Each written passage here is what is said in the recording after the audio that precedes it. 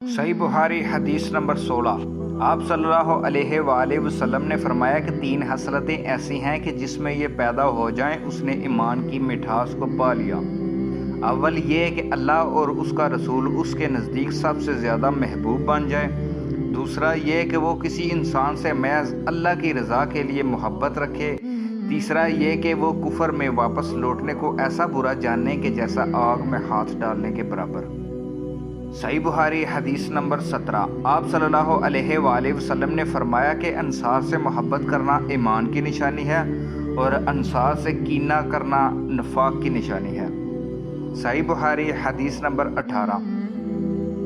عبادہ بن صامت رضی اللہ تعالیٰ عنہ جو بدر کی لڑائی میں شریک تھے اور لیلۃ العقبہ کے 12 نقیبوں میں سے تھے، فرماتے ہیں کہ رسول اللہ صلی اللہ علیہ وآلہ وسلم نے اس وقت جب آپ کے گرد صحابہ کی ایک جماعت بیٹھی ہوئی تھی فرمایا کہ مجھ سے بیعت کرو اس بات پر کہ اللہ کے ساتھ کسی کو شریک نہ کرو گے، چوری نہ کرو گے، زنا نہ کرو گے، اپنی اولاد کو قتل نہ کرو گے اور نہ کسی پر کوئی ناحق بہتان باندھو گے اور کسی بھی اچھی بات میں خدا کی نافرمانی نہ کرو گے، اور جو کوئی تم میں سے اس عہد کو پورا کرے گا تو اس کا ثواب اللہ کے ذمہ ہے، اور جو کوئی ان بری باتوں میں سے کسی کا ارتکاب کرے اور اسے دنیا میں سزا دے دی گئی تو یہ سزا اس کے گناہوں کے لیے بدلہ ہو جائے گی، اور جو کوئی ان قوموں میں سے کسی بات میں مبتلا ہو گیا اور اللہ نے اس کے گناہ کو چھپا لیا تو پھر اس کا معاملہ اللہ کے حوالے ہے، اگر چاہے تو معاف کر دے،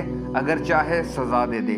عبادہ کہتے ہیں کہ پھر ہم سب نے ان سب باتوں پر آپ صلی اللہ علیہ وآلہ وسلم سے بیعت کر لی۔ صحیح بخاری حدیث نمبر 19۔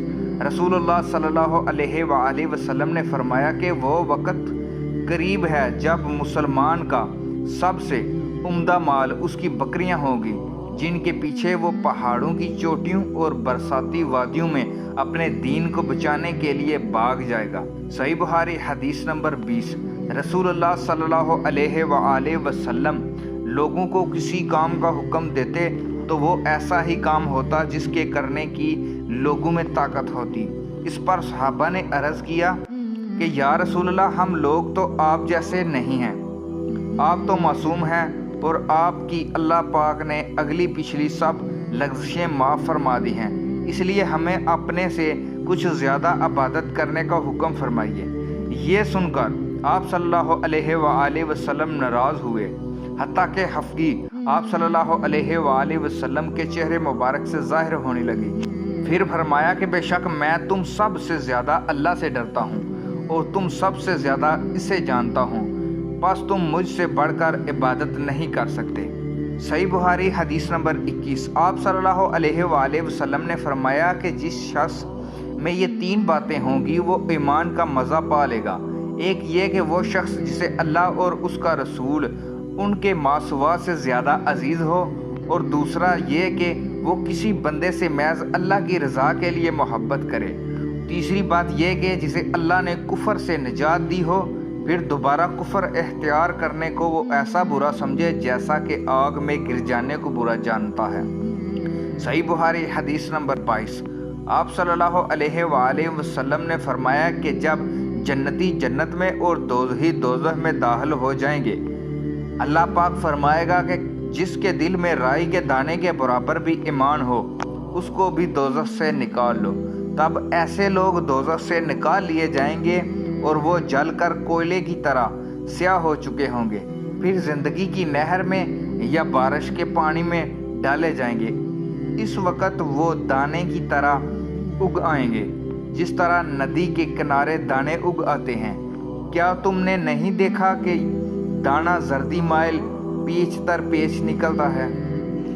صحیح بخاری حدیث نمبر 23۔ رسول اللہ صلی اللہ علیہ وآلہ وسلم نے فرمایا کہ میں ایک وقت سو رہا تھا، میں نے خواب میں دیکھا کہ لوگ میرے سامنے پیش کیے جا رہے ہیں اور وہ کرتے پہنے ہوئے ہیں، کسی کا کرتا سینے تک اور کسی کا اس سے نیچے۔ پھر میرے سامنے عمر بن خطاب لائے گئے، ان کے بدن پر جو کرتا تھا اسے وہ گھسیٹ رہے تھے، یعنی ان کا کرتا زمین تک پہنچا ہوا تھا۔ صحابہ نے پوچھا کہ یا رسول اللہ اس کی تعبیر کیا ہے؟ آپ صلی اللہ علیہ وآلہ وسلم نے فرمایا اس سے دین مراد ہے۔ صحیح بخاری حدیث نمبر 24۔ ایک دفعہ رسول کریم صلی اللہ علیہ وآلہ وسلم ایک انصاری شخص کے پاس سے گزرے، اس حال میں کہ وہ اپنے ایک بھائی سے کہہ رہے تھے کہ تم اتنی شرم کیوں کرتے ہو؟ آپ صلی اللہ علیہ وآلہ وسلم نے اس انصاری سے فرمایا کہ اس کے حال پر رہنے دو، کیونکہ حیا بھی ایمان کا ہی ایک حصہ ہے۔ صحیح بخاری حدیث نمبر 25۔ رسول اللہ صلی اللہ علیہ وآلہ وسلم نے فرمایا کہ مجھے اللہ کی طرف سے حکم دیا گیا ہے کہ لوگوں سے جنگ کروں اس وقت تک کہ وہ اس بات کا اقرار کر لیں کہ اللہ کے سوا کوئی معبود نہیں ہے، اور یہ کہ محمد صلی اللہ علیہ وآلہ وسلم اللہ کے سچے رسول ہیں، اور نماز ادا کرنے لگیں اور زکوٰۃ دیں۔ جس وقت وہ یہ کرنے لگیں گے تو مجھ سے اپنے جان و مال کو محفوظ کر لیں گے سوائے اسلام کے حق کے۔ رہا ان کے دل کا حال تو ان کا حساب اللہ کے ذمہ ہے۔ بشر Islamic channel, thanks for watching. Video پسند آئے تو سبسکرائب، لائک اور شیئر لازمی کیجیے گا۔